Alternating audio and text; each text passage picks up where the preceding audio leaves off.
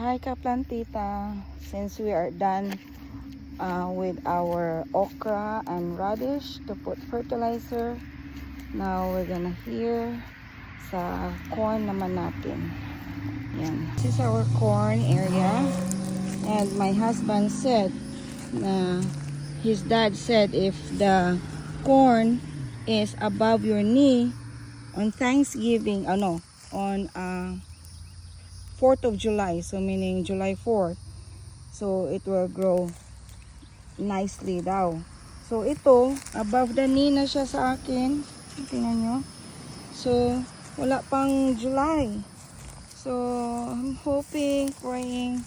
Uy, my love bugs. Hey. Praying na magtuloy-tuloy ito ang tubo. Ang ganda ng tubo niya. So, first time kong nagtanim ng corn. Tingnan nyo. Yan. Is it a sign na magkaroon na yan ng corn? Yan. Ooh, I'm so happy. So excited. Diba? Oh. Hey. Nakaka-enjoy. Yan.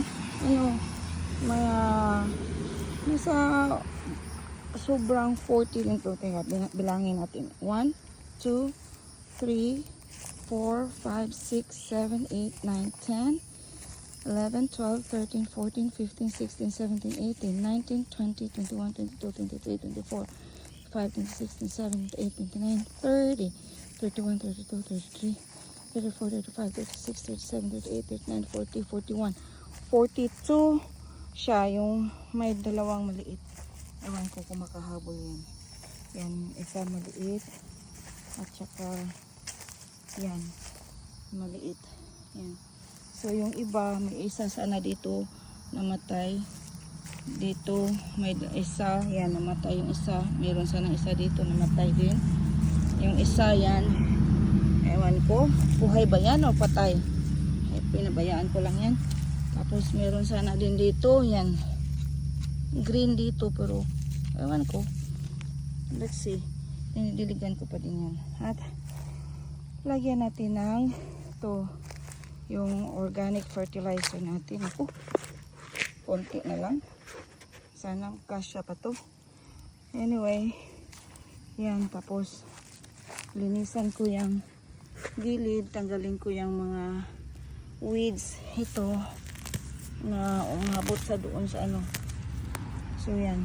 Linisan ko muna bago ko lagyan ng fertilizer. So, yan. Ayan. Tapos ko lang nalagyan ng fertilizer at saka nadiligan na din. Lagyan ng fertilizer, dinagdagan ng soil at saka na diligan ko na din yan. So, alright. Okay, Kaplantita, I'll update you soon. Anong nangyari sa corn natin. Alright, bye. Mwah.